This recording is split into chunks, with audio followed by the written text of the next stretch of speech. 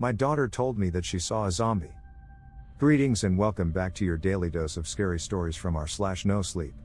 Relax with your favorite drink as this is about to get so spooky, it will send chills up your spine. Before we start, if you have some scary personal experiences that you want to share, feel free to email them to me. Let's get started. Dad. I saw a zombie. I was in the kitchen making tea when my little girl came rushing in. She ran through the back door so fast she almost tripped up the step. I poured boiling water from the kettle into a mug, hardly looking up. Oh yeah? Yeah, I did. Its face was all pale and messed up. It was gross, Dad. I put the kettle back and picked up the milk. Sighed inwardly. I had to be more careful about what I watched on TV in the evening.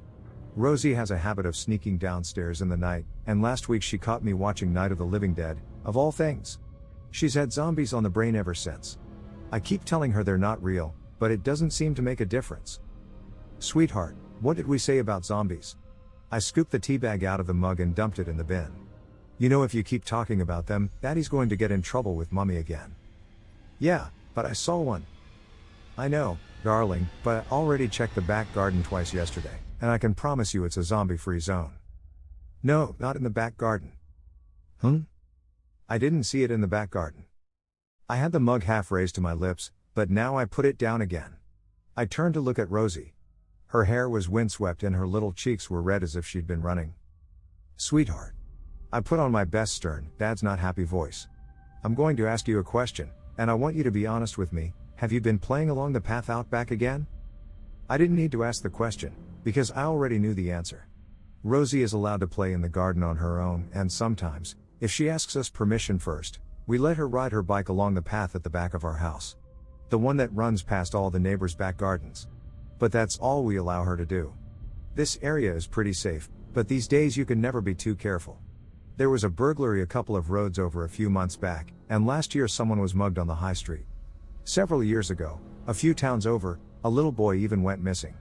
That was quite a long way away from here, of course, but it made national news for a few days until the search fizzled out. And it made a lot of parents more cautious. Rosie's getting older now, and she's an adventurous girl, but still, you have to have boundaries. And on a few occasions lately, Rosie's been crossing those boundaries. Riding her bike further than she should, not coming in straight away when we call her. Sneaking out the back gate when she's only meant to be playing in the garden. As I watched Rosie now, I noticed her face growing redder. She looked away from me, down at the kitchen floor, and scuffed her feet. Dad, I only went a little way down, she said. I promise. I was chatting with Mr. Henderson because I saw him in his back garden. I said hello and made him jump. I sighed. So there it was, Mr. Henderson was Rosie's zombie. Yesterday it was the postman, and the day before that it was a different neighbor. I took a sip of tea and shook my head. Mr. Henderson was, in fairness, a better candidate than the others. The guy lives on his own, and he looks about 100 years old. Moles all over his face. Skin like a deflated balloon. Whenever we'd chatted over the garden fence before, though, he'd always seemed nice enough. Just a bit lonely. I couldn't have Rosie going around calling him a zombie. Listen to me, sweetheart. I know you didn't go far or anything, but I don't want you.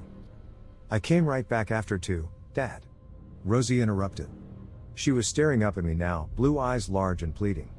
I promise. And I even said no when Mr. Henderson offered me ice cream because I know you don't like me taking stuff from strangers. I opened my mouth to respond, then paused. He offered you ice cream? Yeah, but I said no. Mr. Henderson wanted me to come in and have one, but I told him I had to get home. And then I came straight back here to tell you I'd seen a zombie, and Rosie was babbling now, her voice whirring like a motor. But I'd stopped listening. My mind was still stuck on something she'd said a moment before. Mr. Henderson wanted me to come in and have one. I took another sip of tea and frowned. That wasn't good. I didn't mind the neighbors chatting to my little girl, but I didn't like the thought of them inviting her in. Not without us there. Not even if they were just kind, lonely old men. I made up my mind to go round and visit Mr. Henderson later, and to tell him that myself, kindly, of course, but firmly. In the end, though, I didn't get a chance. Because a few moments after I'd had the thought, Rosie said something else. Something that pushed everything else from my mind, and ended any idea I might have had about going over to Mr. Henderson's house. She said something that made me feel cold. Daddy, please don't stop me from playing in the garden. I promise I won't sneak out again. I don't want the zombie to get me. Rosie, I'm not going to stop you from playing in the garden. But you have to make me a couple of promises, too. First, promise me you'll stop going around calling people zombies. Mr. Henderson may be old, but he's not one of the living dead. Rosie frowned. I didn't. What do you mean, you didn't? You just ran in here a moment ago calling him one. No, I didn't. Mr. Henderson's not a zombie. I saw the zombie in his house, but it wasn't him. I frowned. I had the mug raised to my lips to take another sip of tea, but now I put it down again. What do you mean, sweetheart? You saw someone else in his house? Yeah, the zombie, Dad. I could see it pressed against his little basement window while I was talking to him. Cold fingers ran up my spine. What? Yeah, it was really scary. Its face was all bashed up and bloody, and its mouth was open. Like it was screaming at me. But do you know what confused me most, Dad? I tried to keep my voice steady. What? Well, I didn't realize kids could be zombies, too. I thought it was only grown-ups. But I guess I must have been wrong, 'cause the one in Mr. Henderson's basement looked just like a little boy. I hope you enjoyed listening to this story. Don't forget to hit the like button. What do you think about this story? What did you feel while listening to this? Let us know in the comments down below. If you liked the video, subscribe to the channel to see more videos like this. Hit the notification bell to make sure you never miss an upload.